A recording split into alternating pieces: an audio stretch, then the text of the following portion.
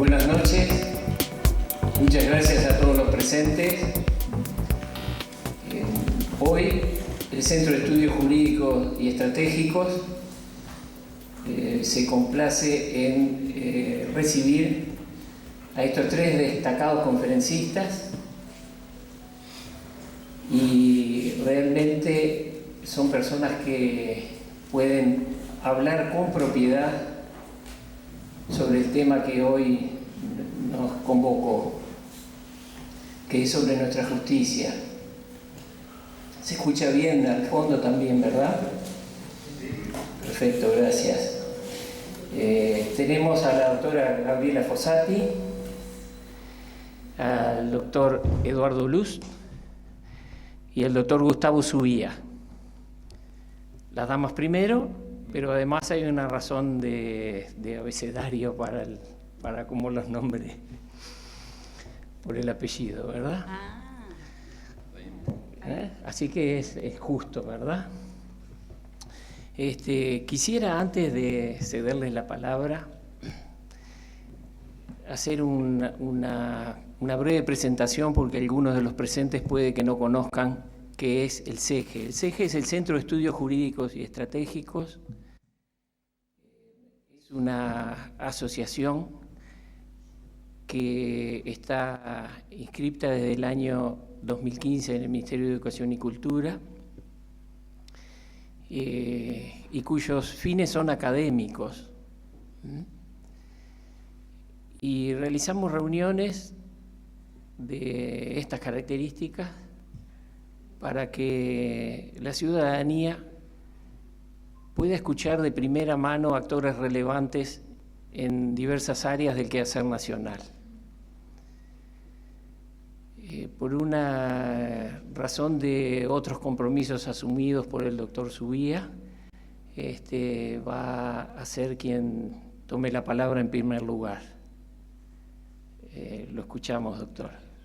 Bueno, ¿utilizamos este? Sí, por favor. Buenas noches a todos. Efectivamente, tenía agendada una reunión en Canelones para horas más tardes de la noche, por lo que pedí entonces abusar de los distinguidos contertulios. Es una palabra que parece del siglo XIX, pero de gran aplicación. Y de gran aplicación, bueno, con la doctora Fossati nos conocemos hace años. Alguna vez sacamos alguna chispa, nos estamos acordando, propio de nuestras formas caracteriológicas de ser. Y con el doctor Luz nos conocemos de esta gestión de estos últimos 4 años en el Parlamento, y debo decir también que es uno de los parlamentarios con los dedos de la mano que tengo un gran aprecio y gran respeto. Y yo me conozco de hace 70 años, no puedo decir realmente lo mismo. Y en el día de hoy estoy bajo una cuota de estrés adicional porque estoy desde las 8 de la mañana haciendo entrevistas porque presentamos el proyecto de modificación a la ley de violencia contra la mujer, la ley de género, que a medida que uno lo empieza a leer, empieza a quedarse sin cabellos porque se los jala, no sin haber distinguido a tiempo lo que era aquello.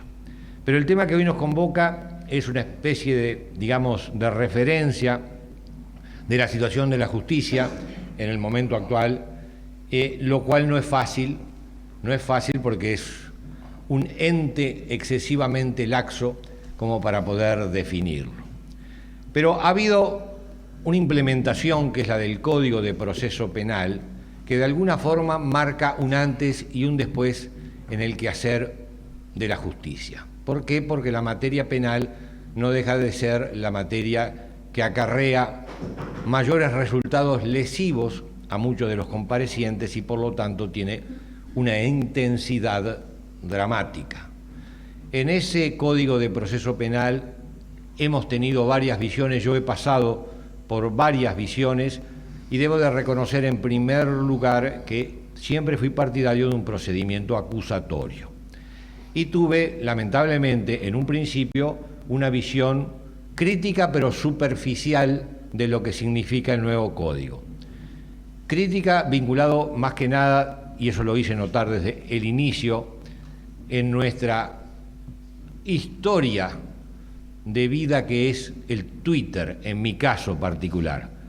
Hoy miraba, he llegado a los 10.000 Twitter o tweets en estos 6 años de actividad y realmente me asusté por la cantidad de veces que intencionadamente emití opinión. Bueno, en aquellos tweets del año 2017, 2016, antes que el código se aprobara, había sido crítico por el exceso de benignidad que preveía en este nuevo sistema. No llegué a calibrar, lo debo confesar, el grado de deterioro que en este momento lamentablemente está influyendo en el sistema judicial penal. Que el proceso sea acusatorio me parece un avance frente a una preeminencia de la figura del juez que muchas veces hacía la indagatoria y posteriormente dictaba sentencia en una posición que algunos comparten, respeto, pero que en lo personal me parecía excesiva. Lo que pasa es que el sistema no se lo había visto rodar y los pingos se ven en la cancha. Cuando comenzamos con la aplicación, o antes de comenzar con la aplicación de este sistema, cuando recibíamos la última formación, que fue realmente mala en la aplicación de este nuevo código, porque a último momento, recuerdo como si fuera hoy, que llegaba o no llegaba a los fiscales información de cómo debía ser la aplicación y asustaba, porque es como si usted mañana tiene que hacer una operación cardíaca y el día anterior le están informando de cuál es el trayecto de la aorta o de la cava. Es realmente peligroso. Pero además de la aplicación técnica, hubo una aplicación humana, o más bien dicho, inhumana, que se quiso llevar a cabo por un fenómeno muy fácil de entender, el que más de una vez quizás citaremos en esta conferencia, que es nuestro benemérito doctor Díaz. Vamos a recordar que fue quien propugnó este sistema y lo vendió en el sentido empresarial al presidente de la República, Tabaré Vázquez, en aquella época. Y lo vendió bajo el argumento de que no se necesitaban más fiscales. Un procedimiento como el llamado juicio oral en este momento, los fiscales lo ven como si fuera una enfermedad grave, tener que asumir la conducción del proceso o del juicio oral. ¿Por qué? Por el exceso de tiempo, el exceso de trabajo y los pormenores, paréntesis, el famoso Operación Océano, el proceso por Operación Océano, todavía se están diligenciando operaciones previas al proceso en sí para evaluación de la prueba y lleva 2 años o 3, no sé bien, de iniciar. Entonces, con ese pronóstico de lo que significa un juicio oral y que un fiscal pueda dedicar su tiempo al mismo, es absolutamente impracticable, porque se concentró una especie de suma de garantías en ese procedimiento y se hace inviable cuando la suma de garantías obliga un poco al cirujano a tener que hacerse un examen antes de operar, a tener que higienizarse con determinados procedimientos antes de operar, a tener que demostrar su identidad antes de operar. Bueno, si le complicamos la vida, le estoy poniendo un ejemplo, a un médico, antes de realizar una operación grave, estamos tirando abajo cualquier tipo de efectividad. El proceso oral tiene esas características. Pero le explicaban a uno, que uno ya lo miraba con cierta sospecha, pero suponía que tendría ámbito de flexibilidad y de adaptación, que había un proceso extraordinario, el juicio abreviado, que daba facilidades para poder avanzar en los procedimientos. El juicio o el proceso abreviado fue definido de alguna forma por este abogado argentino que defendió a la vicepresidenta integrante de la Suprema Corte de Justicia, que ahora se me está yendo el nombre, estoy viejito, famoso abogado argentino de izquierda, el garantista a ultranza, Zaffaroni, gracias. son los años, no pasan en vano. Y acá veo algunos que pueden compartir conmigo el problema de que los apellidos y los nombres se me van. ¿Y qué le voy a hacer? Zaffaroni vino al Uruguay y dijo así, en la Suprema Corte de Justicia: antes había procesados sin condena. Perfecto, era el problema del antiguo código. Procesos que demoraban años, se demoraban las condenas y había gente incluso encarcelada esperando el diligenciamiento del juicio. Antes había procesados sin condena. Y dijo Zaffaroni, que no es cualquiera, un hombre de izquierda, manifiestamente dijo, ahora hay condenados sin juicio. Antes había procesados sin condena, ahora hay condenados sin juicio. Básicamente se refería al nuevo proceso abreviado, que es un proceso más bien de corte administrativo. Ser de corte administrativo significa que los operativos del Poder Ejecutivo, en nuestro caso fiscales, conjuntamente con las defensas de los indagados, son los que llevan a cabo un procedimiento que yo nominaría de remate. Hoy, más que abogado, hay que tener experiencia de rematador para administrar el proceso abreviado. Perdónenme la chanza, pero hablar mucho rato en serio me cansa. Proceso abreviado donde básicamente hay regateo. Yo lo viví 6 meses y no dejo de reconocer que interesante era, porque había que poner condiciones histriónicas al momento de regatear con el abogado defensor la tipificación, la pena y la forma de cumplimiento de la pena. Yo tenía en aquel momento una secretaria muy diligente y muy despierta, en donde yo comenzaba haciendo el papel del malo y me iba a veces con un portazo en la audiencia con el indagado y su defensor, y ella llegaba y decía, esperá, yo te lo puedo arreglar, esperá que voy a hablar con él y vamos a lograr otro precio en lo que estamos tratando de transar. Todo se transforma lamentablemente en una transacción y la Instrucción General número 10, una joya entre las joyas de la corona que no fue derogada por este gobierno. Y yo soy muy crítico, soy perteneciente a la coalición, imposible que la abandone por razones biológicas, porque si la abandono, el fantasma de mi padre, el fantasma de mi tío, el fantasma de mi otro tío y el fantasma de varios primos que todavía no están en esa etapa, probablemente no me dejen dormir de noche. Así que no tengo opción de vida, porque además mi mujer se divorcia al otro día, así que aunque yo sé que hay muchos que juran en 7 Biblias que no van a hacer o dar determinados pasos, en mi caso tengo impedimentos de tipo biológico para hacerlo.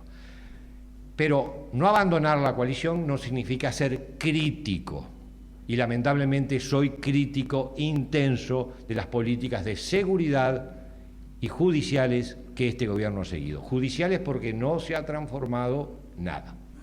Seguimos con una fiscalía. Y ahora vuelvo al proceso abreviado, no me quiero ir. Seguimos con una fiscalía que hoy, gracias a Dios, hay una suplencia de la doctora Ferrero, pero es una suplenta de suplente y por lo tanto no tiene seguridad al momento de tomar decisiones. El doctor Gómez se encuentra enfermo, pero su posibilidad, aunque me dicen que remota de regresar al cargo, su posibilidad está todavía como posible, lo cual complica mucho a un suplente para poder tomar efectivas decisiones.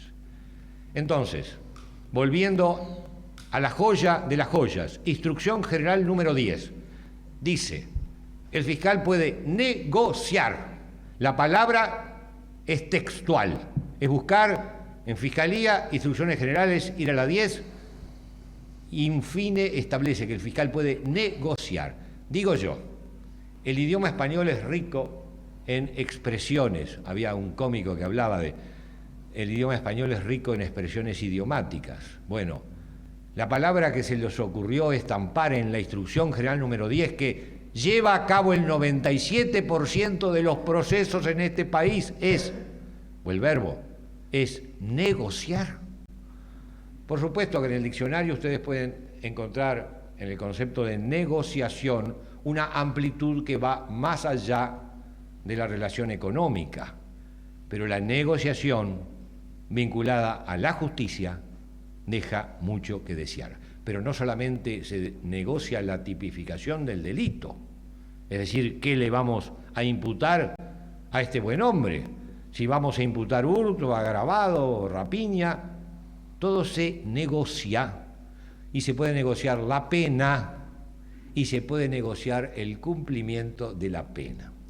Entonces ahora creo que pueden entender por qué más que abogado uno tiene que tener como profesión habilitante para el proceso abreviado la de rematador, que tasa, evalúa, remata y da oportunidades a los contendientes en ese remate según estén dadas las condiciones. Eso es nuestro proceso abreviado en este momento. Proceso abreviado necesario, sí. Yo comparto la idea de un proceso abreviado en juicios de menor entidad. Hay una serie de figuras penales que perfectamente pueden ser llevadas a cabo por el proceso abreviado. Pero en homicidios, proceso abreviado para diligenciar en 2 o 3 horas, es decir, un homicidio, yo lo diligencio, el proceso abreviado puede llevar hasta 48, pero en general se realiza en un par de horas. Con el doctor Luz presentamos un proyecto justamente para quitar el proceso abreviado de los homicidios. Obviamente en el Parlamento es la tumba de los crack, porque hemos presentado varios proyectos con el doctor, que obviamente si no tienen padrino mueren infieles. Y debo destacar, y nos pasamos la mano un poco a favor del pelo con Eduardo, de que nosotros no somos precisamente de la tendencia a estar apadrinados. Siempre uno puede tener un padrino ocasional, pero no hacemos un culto del padrinazgo. Entonces, volviendo al punto, proceso oral se transforma. Yo no realicé nunca en los 6 meses que estuve como fiscal hasta irme, no realicé proceso oral porque ya me imaginaba lo que era y pude arreglar por proceso abreviado en esta especie de puesta en escena que hace el fiscal cuando tiene que ir a negociar.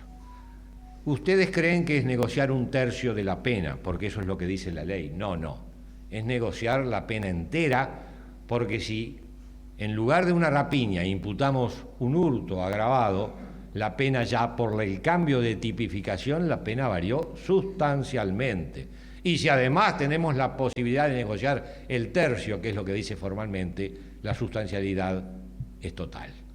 Entonces, hemos tenido un procedimiento donde brillan el número de expedientes culminados. Brillan porque proceso abreviado mediante podemos sacar en un día una cantidad impensable con el antiguo sistema.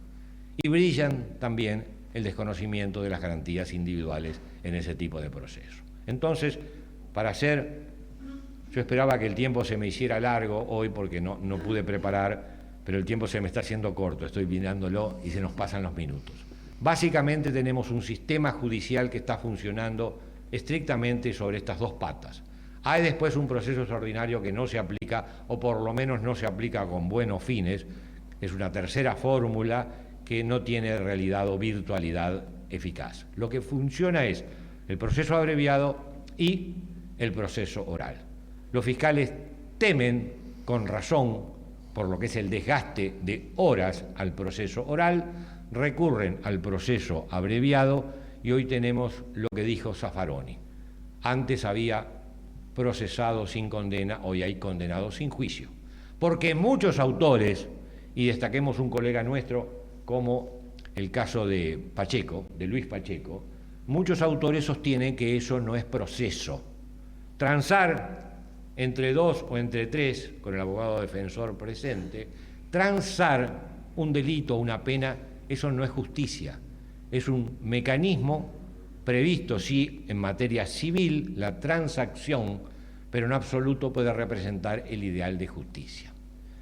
Ahora, seamos realistas, el sistema anterior tenía demoras y tenía efectos negativos, como era la extensión muy intensa de la prisión hasta el momento del dictado de sentencia, que había que mejorar. Eso a muchos nos impulsó a comprender o a entender o a suponer que este sistema iba a tener mejor realidad. Hasta ahí, rápidamente, lo que ha sido el cambio de sistema y lo que es el estado actual de justicia, que dista mucho de los ideales que por lo menos en generaciones como las nuestras hemos manejado al momento de impartir justicia. Un ideal de acercamiento a la verdad. Aquí no hay acercamiento a la verdad ninguna, y puede suceder, y tengo anécdotas al respecto, de que el indagado o el real autor de los hechos fue el hermano del que se presenta en el juzgado con la misma campera que usó su hermano en el homicidio, con la misma gorrita que usó su hermano en el homicidio, y hemos llegado en algunos casos a concluir hace años que el hermano que se ofrece para sacrificar su persona y pasar a prisión en lugar del verdadero realizador del crimen es un hermano que tiene condiciones familiares pagas y auxilio, digamos así, gremial para poder cumplir la condena. Tuvimos un caso interesantísimo en menores donde un internado, por no decir penado, porque en materia de menores no podemos decir penado, estaba siendo meramente asegurado, gritaba y pedía audiencia con la jueza y con el fiscal. Resulta que el hermano, el verdadero hacedor del crimen, había muerto en la calle, baleado, obviamente, por la actividad a que se dedicaba, y él quería aclarar que él se había hecho responsable de ese evento y estaba purgando prisión en sustitución del hermano, porque el hermano le pasaba una interesante cifra mensualmente a él y su familia para poder desarrollar su actividad como tal. Esto puede suceder en un proceso abreviado donde no hay diligenciamiento sustantivo de prueba, más allá de unos casos o algunos excepcionales, puede suceder. Tuvimos también en el juzgado un muchacho que llegó con la campera con que había cometido la rapiña, en una campera muy difícilmente ubicable en territorio nacional, y la víctima, que gritó espantada, esa es la campera, ese, pero la tenía cerrada, que se la cierra. Y empezó cual cuento de los hermanos Grimm a tironear el individuo para cerrarse la campera. Resulta que lo que no tuvieron en cuenta era que el hermano comía un poquito más que el hacedor del delito y le fue, pese a que hacía todos los esfuerzos, cual cuento de hadas, para cerrarse aquella campera o para ponerse el zapatito de Cenicienta, y no se la pudo cerrar. A partir de eso indagamos y era el hermano, y por eso traía la campera. Ustedes se imaginan, eso fue en el proceso anterior. Eso trasladado hoy al proceso abreviado puede dar como resultado que los hermanos, sean unidos, porque esa es la ley primera. Si yo me presento ahora, mi hermano queda fuera, para hacer una rima rápida y mordaz. Entonces, tenemos una situación legal complicadísima en el momento actual. No me pidan soluciones. Estamos apenas hoy, que esperaba hablar, no me va a dar el tiempo, de la ley de violencia de género, una aberración realmente, no en su totalidad, porque viene a defender derechos de la mujer que debemos reivindicar una y otra vez, que han sido históricamente pisoteados. Pero pasarse de rosca, esa creo que es la expresión que lo define, no es tampoco la fórmula para hacer justicia. Y me quedaba el otro aspecto de estos cambios o de estas reformas, que son los aspectos de humanidad. Lamentablemente, la Fiscalía de Corte y el doctor Díaz como titular, con quien tuvimos muy buena relación en Maldonado, donde él era juez, nosotros éramos fiscales, muy buena relación, pero si quieres conocer a Juancito, saben cómo culmina el refrán, dale un mandito. Y lamentablemente hubo una deshumanización que en lo personal me provocó mayor reactividad a la dirección del doctor Díaz, porque los fiscales, que fueron los mismos con el proceso anterior y con el nuevo proceso, no dieron abasto y la situación se complejizó. Tuvimos una compañera, Susana Rivadavia, que falleció en una fiscalía y sus últimas palabras textuales, porque su jefa nos la transmitió, era refunfuñar con esta nueva aplicación del código. Hay un marco de inhumanidad, además de otros defectos sustantivos que capaz que la doctora hace referencia porque ha tenido en su carne propia. Yo me fui cuando fui objeto de una investigación administrativa que luego, al irme yo, la sumariante, digamos, casi así, dijo que no era posible iniciarme sumario porque estaba fuera de la fiscalía. La investigación administrativa fue por salir a la prensa, un vicio que he tenido siempre, no ahora de político, lo he tenido casi desde que tengo uso de razón, aunque la prensa no le interesaban mis declaraciones de estudiante, pero fue salir a la prensa y decir, y capaz que no, con esto termino para explicarles un poco, la inhumanidad del sistema. Salía a la prensa en el siguiente caso. Un delincuente es cercado en Maronias, la policía lo tenía cercado en una manzana, obviamente en una finca básicamente, pero con conexiones a otras casas, y ese cercamiento hacía o daba como exigencia libramiento de orden de allanamiento en forma rapidísima. Lo intenté pedir por el sistema al cual yo no era afecto, que tenía un nombre también pintoresco, el CIPAO. Lo intenté pedir y obviamente no me respondió la máquina. Logré que mi secretaria lo pidiera, que ella conocía, y la máquina no daba, no había respuesta del juzgado. Me tuve que desplazar al juzgado, tuve que solicitar la audiencia con el juez, esperar a que el juez terminara otro procedimiento que tenía, lograr convencerlo para que diera la orden de allanamiento, salir y llevar a la policía la orden de allanamiento. Cuando llegamos, se podrán imaginar ustedes, la culminación de la historia es, el delincuente ya se había fugado porque había demorado 3 horas en lograr el procedimiento. Obviamente hice las manifestaciones de prensa que correspondían, lo cual no fue tenido a bien por la superioridad que me inicia una investigación administrativa que, repito, culminó en una especie de sumario, pero ya con mi figura ausente de la Fiscalía. Eso fue la culminación de una serie de eventos, inclusive algunos de enfrentamientos con el fiscal de corte, planteando toda una estrategia complejísima para los fiscales, porque ponía en juego salud mental, emocional y física en esta nueva actividad. Entonces, hoy, resumiendo todos estos eventos, puedo entender, después de haber presentado un proyecto de triunvirato para la organización en la Fiscalía, que me han verseado con música, con acompañamiento de guitarras, con violines, con bombos, en el sentido de que iba a tener el apoyo de la coalición y básicamente del presidente de la República, proyecto que no ha caminado. Proyecto que a mí no me gusta sustantivamente, pero que era una forma de penetrar en la barrera existente, en la estructura que el doctor Díaz armó él y dejó a sus suplentes para que siguieran en la misma. Y acá me parece que voy a llegar a lo sustantivo, si el tiempo me lo permite, me quedan 2 minutos, y va a ir con punta contra punta o filo contra filo y punta.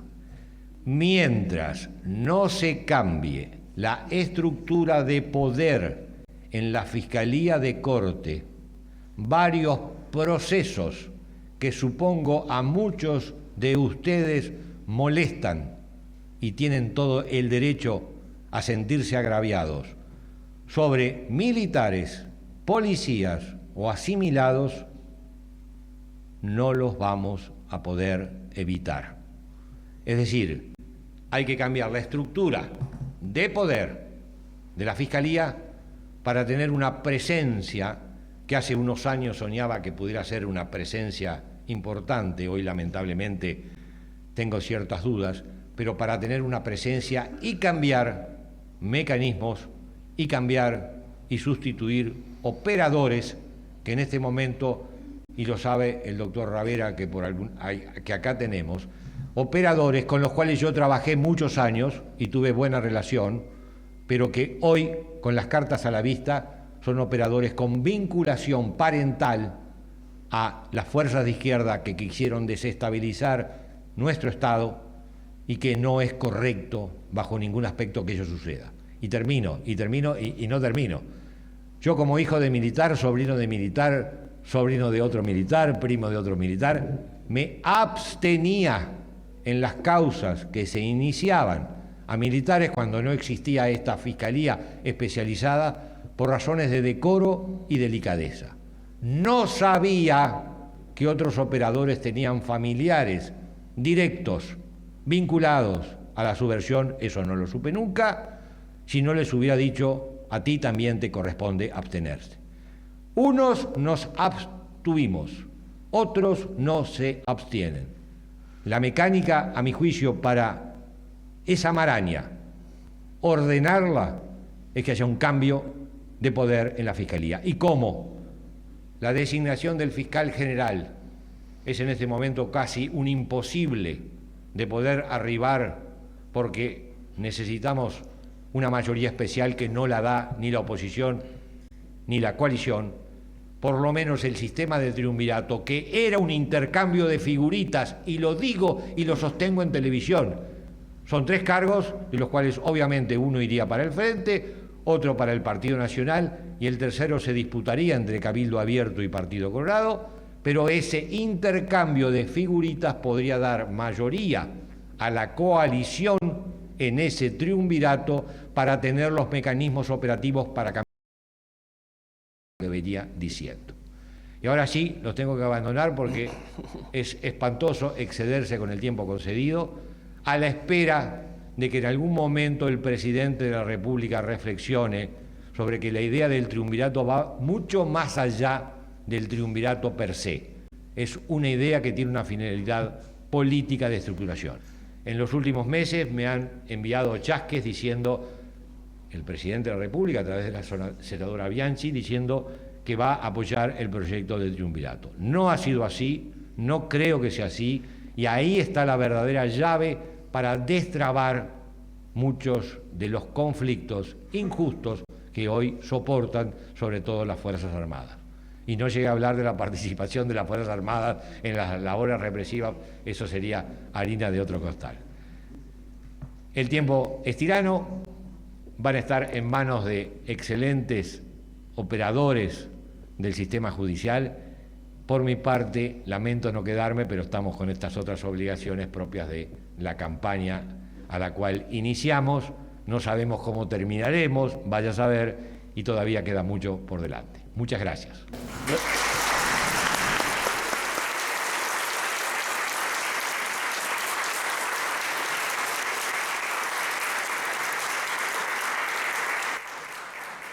Voy a llamar al secretario general del CEGE, el doctor Alejandro Caraballo, por favor, adelante, que va a ser presente, va a entregarle un presente al doctor Subía por su aporte en esta conferencia y al Centro de Estudios Jurídicos y Estratégicos. Es la Dama de la Justicia.